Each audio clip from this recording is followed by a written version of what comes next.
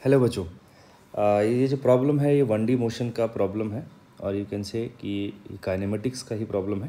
इस प्रॉब्लम में velocity as a function of time हमें दे रखा है and it is asked to calculate the acceleration and displacement in a given interval of time 2 second, है ना। ये हमें पता करना है कि भैया डिस्प्लेसमेंट निकालो 2 सेकेंड में और पार्टिकल का एक्सेलरेशन क्या है ये बता दो।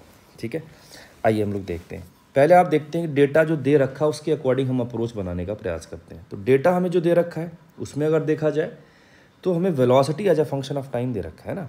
Velocity as a function of time दे रखा है, ये दे रखा है, दिख रहा है आपको। ये मैं एक बार और लिखता हूँ, v आपको दे रखा 2t+3, है ना।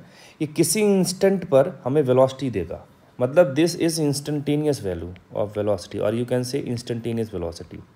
ये इंस्टेंटेनियस वेलोसिटी। अच्छा, जब भी इंस्टेंटेनियस वेलोसिटी दे रखा हो और हमसे एक्सेलरेशन पूछा जाए तो हमें ये इस एक्सप्रेशन के बारे में ज़रूर सोचना चाहिए, a=dv/dt, है ना। ये खुद ही बोलता है कि ये वाली वैल्यू भी इंस्टेंटेनियस एक्सेलरेशन है और यहाँ पे आप जो v लिखते हो ये v भी इंस्टेंटेनियस वैल्यू है।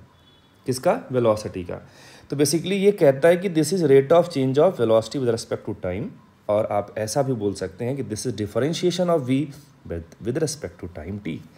तो इसका मतलब हमें डिफरेंशिएट करना है क्योंकि हमें फंक्शन दे रखा है और फंक्शन है 2t+3।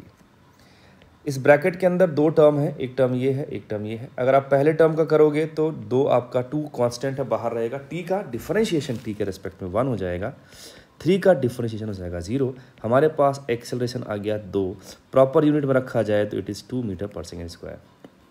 सही है क्या? यस। एक्सेलरेशन हमारा मिल गया। और एक्सेलरेशन आया कैसा? ये कांस्टेंट है। कैसा है? कांस्टेंट, क्योंकि इसमें टाइम नहीं है, कुछ एक्स नहीं है, ये एक न्यूमेरिक वैल्यू देता है, तो हमारा एक्सेलरेशन आ गया कांस्टेंट। अरे वाह। तो सर कांस्टेंट एक्सेलरेशन आने से फ़ायदा क्या होगा? फ़ायदा ये हो सकता है कि हम ये जो इक्वेशन ऑफ मोशन है ना वो शायद हम लगा सकते हैं अगर चाहें तो, अगर ज़रूरत पड़ी तो।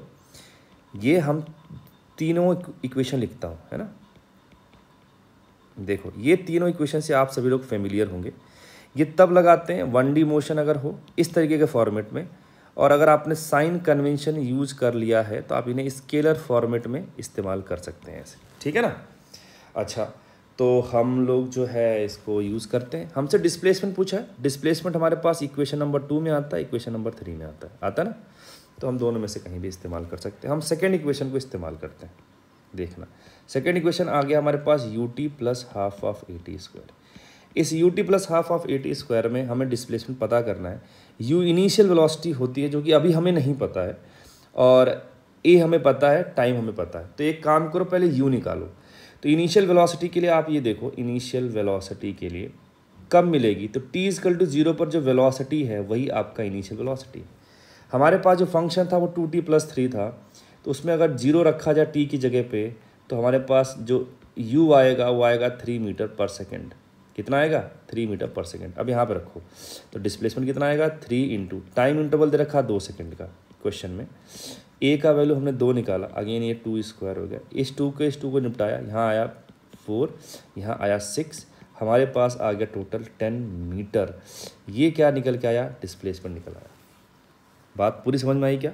तो हमारे पास दो चीज़ें पूछी थी, एक एक्सेलरेशन पूछा था, उसका एक आंसर आ गया 2 मीटर पर सेकेंड स्क्वायर, और हमसे डिस्प्लेसमेंट पूछा था वो भी हमने निकाल लिया जो है 10 मीटर। ठीक है। अब कोई पूछे कि क्या इसका और भी तरीका है निकालने का, तो यस, मेरे पास दूसरा भी तरीका है। तो थोड़ा सा मैं उसको भी जल्दी से बता ही देता हूँ, है ना। देखो ध्यान से, हमें वेलोसिटी दे रखा है। जब भी बच्चे वेलोसिटी पूछा जाए या वेलोसिटी दे रखा हो, डिस्प्लेसमेंट के बारे में आइडिया लगाना हो, तो आप हमेशा ये लगाया करो v=ds/dt, है ना। तो ds क्या हो जाएगा? आप बोलोगे सर v/dt, दोनों साइड क्या कर सकते हो? इंटीग्रेट कर सकते हो। ये दिस इज मेथड नंबर 2, है ना। ऐसे कर सकते हैं। इधर का जो इंटीग्रेशन देगा ये नेट डिस्प्लेसमेंट देगा, मैं उसको s लिख रहा हूँ। यहाँ पे देखो v का एक्सप्रेशन था 2t+3, और यहाँ पर आएगा dt। लिमिट टाइम की लगानी पड़ेगी 0 से 2 सेकेंड तक, है ना। ये 2 बेटा बाहर आएगा, पहले टर्म का इंटीग्रेशन कर रहा हूँ। t का इंटीग्रेशन t के रेस्पेक्ट t² आएगा 3, और ये dt का अगर आप सिंपल इंटीग्रेशन करोगे तो यहाँ आएगा 3t, लिमिट 0 से 2, यहाँ भी लिमिट 0 से 2। 2 ने 2 को निपटा दिया, लिमिट पुट करेंगे एक बार टी के प्लेस पे अपर लिमिट रखोगे तो आएगा 2 स्क्वायर, लोअर लिमिट रखोगे तो आएगा 0 स्क्वायर, है ना। ये upper limit minus lower limit का फंडा। यहाँ अगेन टी के प्लेस पे 2 और टी के प्लेस पे 0, तो ये आ गया 4 प्लस 2 स्क्वायर 4, यहाँ पे 3 इंटू ये आएगा 2, तो 3 2 6 प्लस 4 कितना आया 10 मीटर। अगेन आंसर सेम ही आया, तो यस आंसर सेम आना भी चाहिए। तो ये दोनों मेथड से मैंने आपको करके बता दिया, ठीक है पक्का। तो आई होप ये पूरा क्वेश्चन विद कंसेप्ट आपको क्लियर होगा। अब जल्दी से, जैसा मैं रोज़ करता हूँ आप लोगों के लिए एक होमवर्क, या आप कह सकते हो कि एक क्वेश्चन जिसका आंसर आप कमेंट सेक्शन में कर सकते हैं। हमने इस बार वेलोसिटी लिया है T square minus 2t plus 3 metre पर सेकेंड। ये 1D मोशन का अगेन एग्जाम्पल है।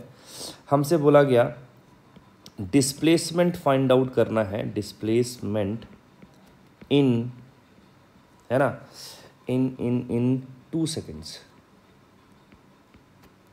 ये हमारा क्वेश्चन है, ठीक है।